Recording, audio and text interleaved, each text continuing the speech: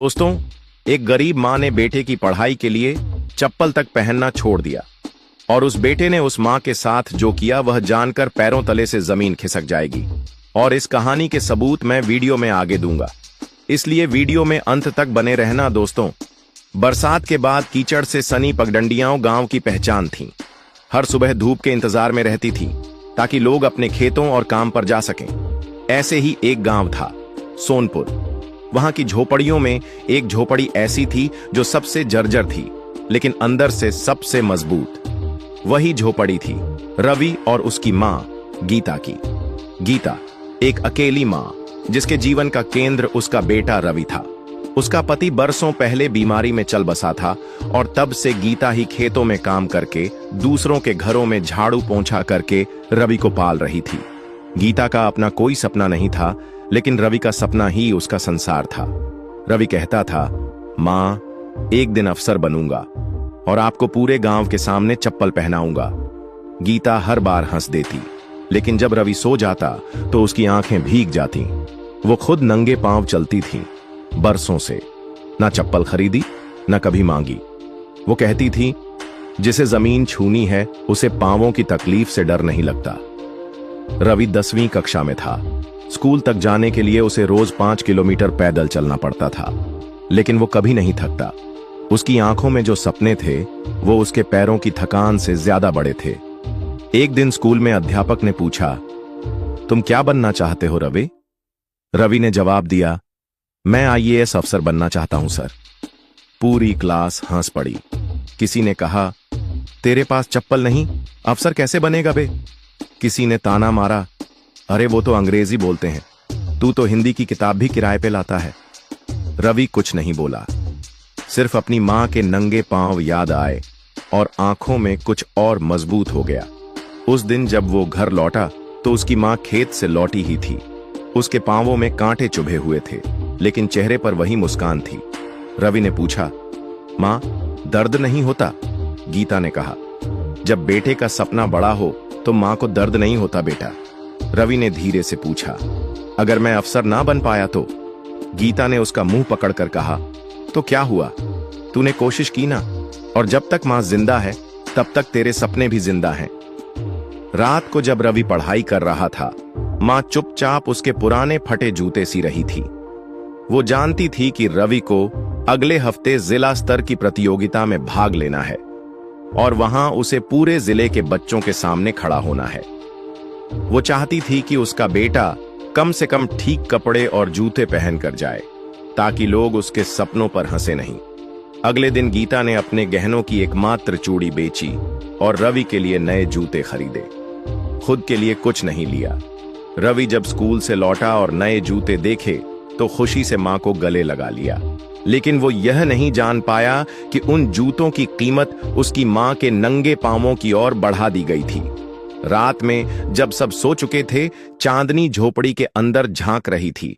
रवि की किताबें बगल में थीं और उसके सपने उसके माथे पर, लेकिन गीता जो झोपड़ी के कोने में बैठी थी अपने नंगे पांवों को सहला रही थी, जिनमें अब खून के धब्बे थे, लेकिन उसकी आंखों में चमक थी, जैसे वो पहले से देख पा रही हो कि उसका बेटा एक दिन वर्दी में उसके सामने खड़ा है और कह रहा है, मां, अब तुम चप्पल पहन लो, अब मैं अफसर बन गया हूं। सर्दी की वो सुबह कुछ अलग थी। ठंडी हवा जैसे हर झोपड़ी की दरारों में से अंदर घुसकर लोगों को हड्डियों तक जमा रही थी। रवि एक पुरानी कंबल में लिपटा अपनी किताबों के पन्ने पलट रहा था। उसकी स्लेट, जिस पर वो रोज अभ्यास करता था, पिछली रात झोपड़ी के कोने में गिरकर टूट गई थी। मां ने कहा था, चल बेटा, मैं देख लाऊंगी कोई लकड़ी का टुकड़ा, उसी पर अभ्यास कर लेना। रवि ने मुस्कुराकर सिर हिला दिया। उसे मां की मजबूरी समझ में आती थी। गांव में स्कूल बहुत मामूली था।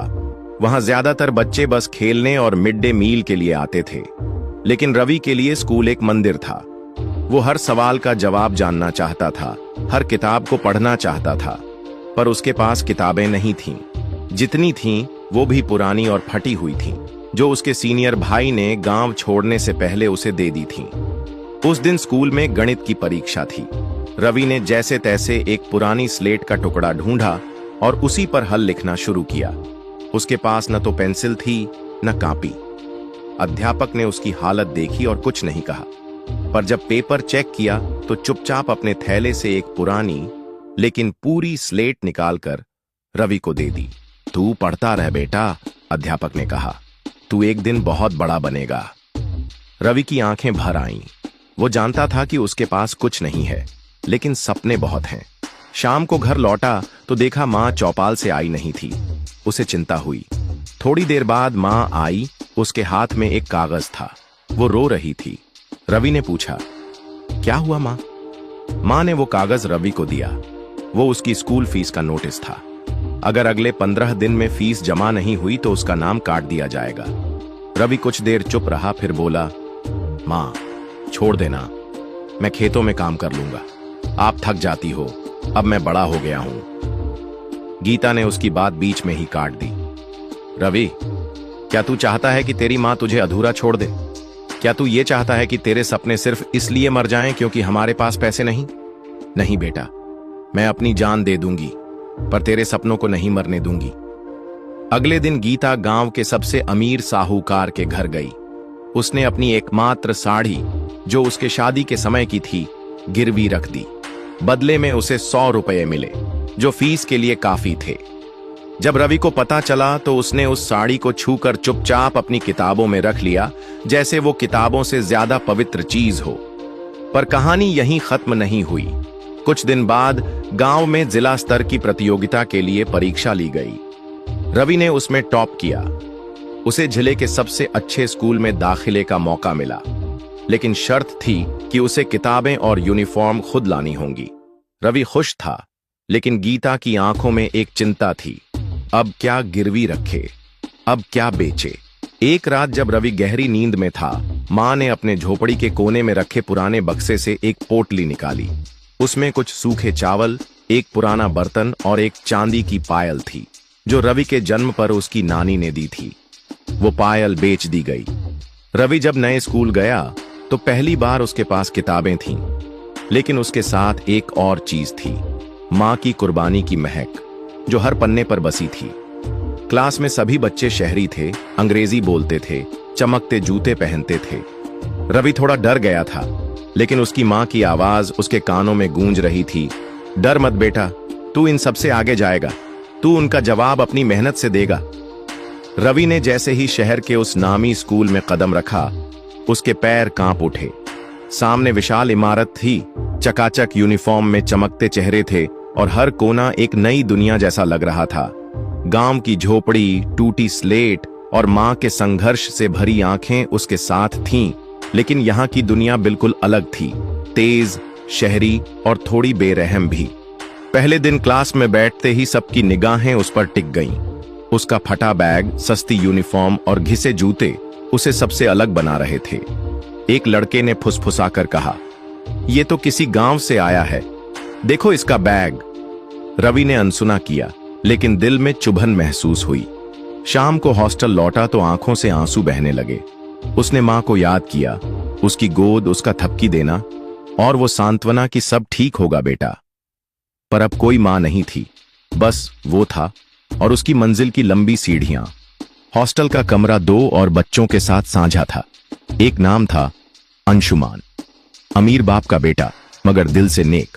उसने रवि को पहली बार मुस्कुराकर देखा और पूछा, भाई कहां से हो? रवि ने सकुचाते हुए जवाब दिया, हरियाणा के एक गांव से। अंशुमान ने कहा, अरे बढ़िया, फिर तो मेहनती होगे, चलो दोस्ती करते हैं। धीरे धीरे रवि शहर की रफ्तार में ढलने लगा, लेकिन हर रात सोते समय वह मां को याद करता और अपनी कॉपी के पहले पन्ने पर एक लाइन जरूर लिखता, मां की चप्पलों की आवाज मुझे चलना सिखाती है। पढ़ाई में रवि हमेशा अव्वल आता। उसकी मेहनत की मिसालें अब स्कूल में दी जाने लगी थीं। लेकिन फिर आया एक दिन, वार्षिक विज्ञान प्रतियोगिता। इसमें भाग लेने का मौका उसे तभी मिल सकता था जब वह एक मॉडल तैयार करता जिसकी लागत कम से कम 500 रुपये थी। रवि के पास पैसे नहीं थे। उसने हॉस्टल से निकलकर स्कूल के बगीचे में जाकर बैठना शुरू कर दिया। वहीं बैठकर पुराने डिब्बों, टूटे टुकड़ों और कागज के टुकड़ों से वह अपना मॉडल बनाता रहा। बच्चे हंसते थे, इस कबाड़ी से क्या बनेगा? लेकिन रवि का हौसला नहीं टूटा। उसने एक ऐसा जल प्रबंधन का मॉडल तैयार किया जो गांवों में पानी की बर्बादी रोक सकता था। जब प्रतियोगिता का दिन आया, सबके चमचमाते मॉडल्स के बीच रवि का जुगाड़ू मॉडल एक कोने में रखा गया। सब हंसे, पर जज जब आए, उन्होंने ध्यान से उस मॉडल को देखा, सवाल पूछे और अंत में उसे प्रथम घोषित किया। विजेता घोषित होते ही तालियां बजीं। रवि मंच पर गया, ट्रॉफी ली और कहा, यह मेरे लिए नहीं, मेरी मां के लिए है, जिनकी चप्पलें मेरे सपनों की पहली सीढ़ियां थीं। पूरा स्कूल सन्न था। प्रिंसिपल ने मंच पर आकर रवि को गले लगा लिया और कहा, बेटा, तुमने सिर्फ स्कूल का नहीं, इंसानियत का भी नाम रोशन किया है। रवि की आंखें भर आईं, लेकिन इस बार आंसू खुशी के थे। उसने सोचा, शहर की सीढ़ियां चढ़ना आसान नहीं था, पर मां की आवाज अब भी मुझे ऊपर खींचती जा रही है। स्कूल की ट्रॉफी हाथ में लेकर रवि ने पहली बार खुद को अपनी मां की नजरों से देखा। एक छोटा सा बच्चा नहीं, बल्कि एक लड़ाका। लेकिन असली जंग अब शुरू हुई थी। विज्ञान प्रतियोगिता जीतने के बाद भी रवि की आर्थिक हालत नहीं बदली थी। हॉस्टल की फीस, किताबें, यूनिफॉर्म, सबके लिए पैसे चाहिए थे। कुछ लोग उसकी तारीफ कर रहे थे, मगर मदद कोई नहीं कर रहा था। रवि को एहसास हुआ कि इस दुनिया में तालियां बजाना आसान है, लेकिन किसी की थकी हथेलियां थामना सबसे मुश्किल। उसने फैसला किया, वह अब खाली नहीं बैठेगा। स्कूल के बाद शहर की गलियों में अखबार बांटना शुरू कर दिया। सुबह 4 बजे उठता, अखबार बांटता, फिर स्कूल जाता, फिर होमवर्क, फिर मां की चप्पलें याद करते हुए सो जाता। एक दिन स्कूल में स्पोर्ट्स मीट थी। सब बच्चे नए नए जूतों में भाग रहे थे और रवि नंगे पांव। कोच ने कहा, तुम क्यों नहीं दौड़ते? रवि बोला, सर, मेरे पास जूते नहीं हैं। कोच ने मुस्कुराकर कहा, दौड़ में जूते नहीं, जज्बा जीतता है बेटा। रवि ने नंगे पांव भागने की अनुमति मांगी और दौड़ में हिस्सा लिया। मैदान पर धूप तेज थी, जमीन तप रही थी, मगर रवि के पांव उस तपती जमीन से कहीं ज्यादा तपे हुए थे, मां के संघर्ष में। जब दौड़ खत्म हुई, सबने देखा, रवि पहले नंबर पर था। तालियां फिर बजीं, लेकिन इस बार रवि मुस्कुराया नहीं। वो स्टेज पर गया और बोला, मां की चप्पलें मुझे उस तपती जमीन पर चलना सिखा चुकी हैं। ये जीत मेरी नहीं, उनकी है। स्कूल के ट्रस्टी रवि से मिलने आए। उनकी आंखों में नमी थी। उन्होंने रवि से कहा, तुम्हारी मेहनत हमें याद दिलाती है कि कुछ सूरज ऐसे होते हैं जो कुर्सियों के नीचे भी चमकते हैं। हम तुम्हारी आगे की पढ़ाई का पूरा खर्च उठाएंगे। रवि की आंखें भर आईं। आज उसे एहसास हुआ, अगर मन में लगन हो तो कुर्सियों के नीचे बैठा सूरज भी एक दिन आसमान को रोशन कर देता है। उसी रात उसने अपनी कॉपी में लिखा, हर वो कुर्सी जिस पर मैं नहीं बैठ पाया, एक दिन मेरा नाम पुकारेगी, क्योंकि मैं वो सूरज हूं जो किसी कुर्सी से नहीं, मां की चप्पल से चमकता हूं। गांव की वो ठंडी रात किसी आम रात जैसी नहीं थी। चारों ओर सन्नाटा था, लेकिन रवि के दिल के भीतर एक अजीब बेचैनी घुमड़ रही थी, जैसे कुछ बुरा होने वाला हो। दिन भर खेत में काम करके थका हुआ रवि जब घर लौटा तो मां हमेशा की तरह चौखट पर बैठी उसकी राह देख रही थी। आ गया बेटा, चल मैं तेरे लिए रोटी सेंक देती हूं, मां ने मुस्कुराते हुए कहा। रवि ने सिर हिलाया और हाथ मुंह धोने चला गया। उस वक्त उसने नहीं सोचा था कि मां की यह मुस्कान शायद आखिरी बार थी। जैसे ही रवि बाहर से लौटा, उसने रसोई से कुछ गिरने की आवाज सुनी। वह दौड़ा तो देखा, मां जमीन पर गिरी हुई थीं। उनकी सांसें धीमी थीं, चेहरा पीला और शरीर ठंडा पड़ रहा था। मां, उठो मां, देखो मैं आ गया हूं, मां! रवि चीख पड़ा। वह घबरा गया, कांपते हुए मां को उठाया और उन्हें सीने से लगाकर बाहर भागा। गांव के इकलौते डॉक्टर के पास ले जाने के लिए उसने मां को गोद में उठा लिया। रास्ता अंधेरा और कच्चा था, कांटों और पत्थरों से भरा हुआ, लेकिन रवि का ध्यान सिर्फ मां पर था। भागते समय मां की चप्पलें उसके पैरों से निकल गईं। वही घिसी हुई, टूटी हुई चप्पलें जो हर रोज खेत में काम पर जाते हुए रवि को पहनने के लिए देती थीं। वही चप्पलें जो हर दर्द में उसकी ढाल बनी रहीं।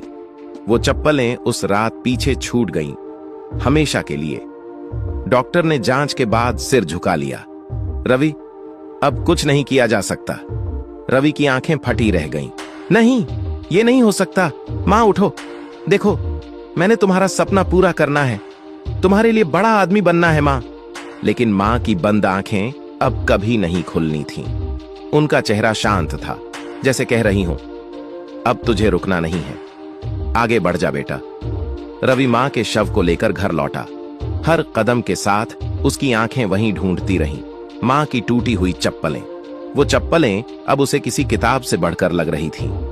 अगली सुबह माँ की अंतिम यात्रा की तैयारी हुई। रवि ने जब माँ की चप्पलें देखीं, उन्हें सीने से लगाकर खूब रोया। इन चप्पलों ने मुझे बड़ा आदमी बना दिया माँ, लेकिन अब तुम नहीं हो ये देखने के लिए। माँ की चिता जली, लेकिन रवि ने उन चप्पलों को नहीं जलाया। वह उन्हें लेकर शहर लौटा, एक ऐसा प्रतीक बनकर जो उसे हर मोड़ पर माँ की याद और संघर्ष की याद दिलाता रहा। माँ की अंतिम यात्रा के बाद रवि की जिंदगी जैसे थम सी गई थी, पर कुछ था जो उसके अंदर जाग चुका था। एक आग, एक जुनून। वो अब रुकने वाला नहीं था। माँ की टूटी चप्पलें उसके बैग में थीं और माँ की अंतिम मुस्कान उसकी आत्मा में। शहर लौटकर रवि ने सबसे पहले एक सरकारी हॉस्टल में काम ढूंढा। सफाई कर्मचारी की नौकरी मिली, लेकिन उसने बिना घृणा के स्वीकार कर ली। रात को वही हॉस्टल का कोना उसकी किताबों का साथी बन गया। हर रात रवि खुद से कहता, एक दिन ऐसा आएगा जब तू वो बनेगा जो माँ चाहती थी। हॉस्टल में कई लड़के उसे मजाक में झाड़ू वाला विद्वान कहकर चिढ़ाते थे, लेकिन रवि मुस्कुरा देता। वो जानता था कि मजाक करने वालों की नहीं, सपने देखने वालों की दुनिया बदलती है। एक दिन एक लड़का बोला, अबे ओ रवि, तू क्या करेगा पढ़ लिख के, अफसर बनेगा? रवि की आंखों में चमक आ गई। वो बोला, हाँ, अफसर ही बनूंगा, ताकि किसी और की मां को टूटे चप्पलों में जीना ना पड़े। धीरे धीरे उसका संघर्ष रंग लाने लगा। दिन में काम, रात में पढ़ाई। मां की चप्पलें उसके टेबल पर रखी रहती, जैसे वो कह रही हों, पढ़ बेटा, मैं तेरे साथ हूं। 3 साल यूं ही बीते। आखिरकार वो दिन आया जब सिविल सर्विस परीक्षा का परिणाम घोषित हुआ। रवि को विश्वास नहीं हो रहा था। उसके नंबर पहले स्थान पर थे। वो आईएएस ऑफिसर बन गया था। हॉस्टल में शोर मच गया। वही लोग जो उसे ताने देते थे अब तालियां बजा रहे थे। किसी ने पूछा, रवि, तुझे किस बात का सबसे ज्यादा गर्व है? रवि ने जेब से मां की पुरानी चप्पलें निकाली, भीड़ को दिखाते हुए बोला, गर्व है इस पर, क्योंकि इन्हें पहनकर मेरी मां ने कभी हार नहीं मानी, और मैंने भी नहीं। अब रवि सिर्फ एक अफसर नहीं था, वो उम्मीद बन गया था उन लाखों युवाओं के लिए जो गरीबी और तानों के अंधेरे में अपने सपनों को दफन कर चुके थे। लेकिन रवि ने सिर्फ खुद को नहीं बदला था, अब वो सिस्टम को बदलने चला था। आईएएस की पहली पोस्टिंग में ही उसने फैसला लिया, उस गांव में लौटने का जहां उसकी मां ने जीवन की आखिरी सांसें ली थीं। वही गांव जहां टूटी चप्पलें सिर्फ एक फुटवियर नहीं थीं, वो पूरी एक कहानी थी। संघर्ष, प्रेम, त्याग और बलिदान की कहानी। गांव में जैसे ही सरकारी गाड़ी रुकी, लोग हैरान रह गए। सभी ने सफेद कुर्ता पहने, कंधे पर झोला लिए उस अफसर को देखा जिसने गांव को पहचान दिलाई थी। बच्चों की भीड़ लग गई और बूढ़े बुजुर्ग उसकी मां को याद कर रोने लगे। रवि सबसे पहले अपनी मां की जली हुई चिता के पास गया। वहीं मिट्टी पर बैठकर आंखें बंद की और कहा, मां, तेरा बेटा लौट आया है। इस बार तुझे एक नाम देने के लिए जो सदियों तक गूंजेगा। अगले ही दिन रवि ने एक ऐतिहासिक निर्णय लिया। गांव में एक स्कूल और पुस्तकालय का निर्माण होगा, जिसका नाम होगा मां की चप्पलें, ज्ञान और संघर्ष की पाठशाला। पूरे देश में इस फैसले की चर्चा हो गई। न्यूज चैनलों पर सुर्खियां बनी। एक अफसर जिसने मां की टूटी चप्पलों को बना दिया प्रेरणा का प्रतीक। स्कूल का उद्घाटन दिन आया। स्टेज पर रवि खड़ा था, उसके हाथ में वही पुरानी चप्पलें थीं। उसने सबके सामने कहा, ये सिर्फ रबर की चप्पलें नहीं हैं, ये मेरी मां की तपस्या है, जिन्होंने मुझमें वो ताकत भर दी जो किसी भी किताब में नहीं थी। आज ये स्कूल और ये किताबें उन्हीं की देन है। बच्चों की आंखें नम थीं, गांव वालों का सीना गर्व से चौड़ा हो गया था। और तभी रवि ने घोषणा की, हर साल इस स्कूल में मां चप्पल सम्मान दिया जाएगा उस बच्चे को जो सबसे ज्यादा संघर्ष करके अपनी पढ़ाई जारी रखेगा। भीड़ में से एक बूढ़ी औरत उठी और बोली, तेरी माँ आज कहीं भी हो बहुत खुश होगी बेटा। तूने उसका सपना नहीं, आत्मा जगा दी। रवि ने मुस्कुराकर कहा, नहीं अम्मा, माँ तो आज भी यहीं है, इन चप्पलों के हर टुकड़े में, इन दीवारों की हर ईंट में और मेरी सांसों के हर हिस्से में। रवि ने अब एक नई दुनिया को देखा था, एक ऐसी दुनिया जिसे उसने पहले कभी नहीं सोचा था। उसकी यात्रा, जो सिर्फ व्यक्तिगत सफलता और पहचान पाने तक सीमित थी, अब एक उद्देश्यपूर्ण दिशा में मुड़ चुकी थी। लेकिन उस मोड़ पर पहुंचना आसान नहीं था। वह जानता था कि सफलता का मतलब सिर्फ खुद का अच्छा होना नहीं है। अब उसे यह महसूस हो चुका था कि जब तक वह अपने आसपास के लोगों के लिए कुछ नहीं करता, तब तक उसका संघर्ष अधूरा रहेगा। रवि का नया उद्देश्य गांवों और पिछड़े इलाकों के बच्चों को एक बेहतर शिक्षा देना था, ताकि वे भी अपनी दुनिया को बदल सकें। लेकिन इस रास्ते पर चलने के लिए रवि को एक बड़े बदलाव का सामना करना पड़ा। वो मोड़ जो उसने कभी नहीं देखा था। एक दिन जब रवि एक गांव में बच्चों को पढ़ा रहा था, उसे एक युवा लड़की मिली। उसका नाम सिमा था। सिमा, जो खुद गरीब थी, लेकिन फिर भी दूसरों के लिए कुछ करना चाहती थी।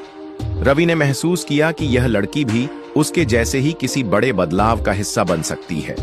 सिमा ने रवि से कहा, मैं जानती हूं कि हम बहुत कुछ कर सकते हैं, लेकिन हमारे पास इतने संसाधन नहीं हैं।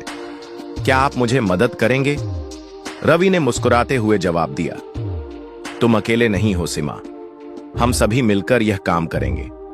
यह रवि का वह मोड़ था जहां उसे एहसास हुआ कि एक व्यक्ति की ताकत अकेले कुछ नहीं कर सकती, लेकिन एक समुदाय, एक समूह मिलकर जो प्रयास करता है, वही सबसे बड़ी ताकत बन जाता है। रवि ने सिमा के साथ मिलकर शिक्षा के इस अभियान को और मजबूत किया। अब न केवल वह बच्चों को पढ़ाता था, बल्कि गांव के लोगों को भी जागरूक कर रहा था कि शिक्षा ही समाज में बदलाव ला सकती है।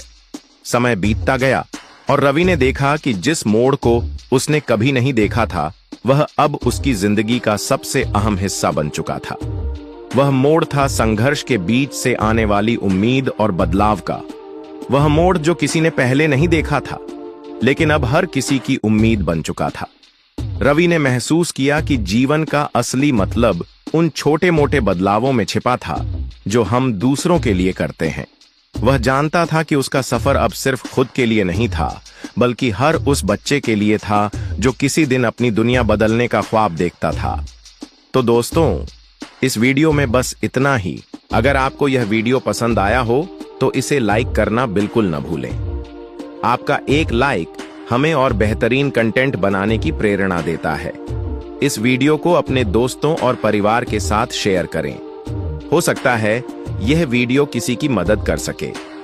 अगर आप हमारे चैनल पर नए हैं तो जल्दी से सब्सक्राइब कर लें, क्योंकि हम आपके लिए ऐसी ही जबरदस्त जानकारी लाते रहते हैं। सब्सक्राइब करने के बाद बेल आइकन जरूर दबाएं, ताकि आपको हमारी हर नई वीडियो की नोटिफिकेशन मिले। हम पूरी कोशिश करते हैं कि आपको बेहतरीन कंटेंट दें। आपके सुझाव हमारे लिए बेहद खास हैं। कमेंट में हमें जरूर बताएं कि आपको यह वीडियो कैसा लगा। अगर कोई सवाल या सुझाव हो तो कमेंट में जरूर लिखें। आपकी राय हमारे लिए बहुत मायने रखती है। हमारे चैनल को आगे बढ़ाने में आपका समर्थन बहुत जरूरी है। इसलिए जुड़े रहें और सीखते रहें। हर दिन कुछ नया सीखिए और दूसरों को भी सिखाइए। इसी सोच के साथ हम आपसे विदा लेते हैं। अगली वीडियो में फिर मिलेंगे नई जानकारी और नए जोश के साथ। तब तक खुश रहें, सुरक्षित रहें और सीखते रहें। मिलते हैं अगली वीडियो में। जय हिंद, जय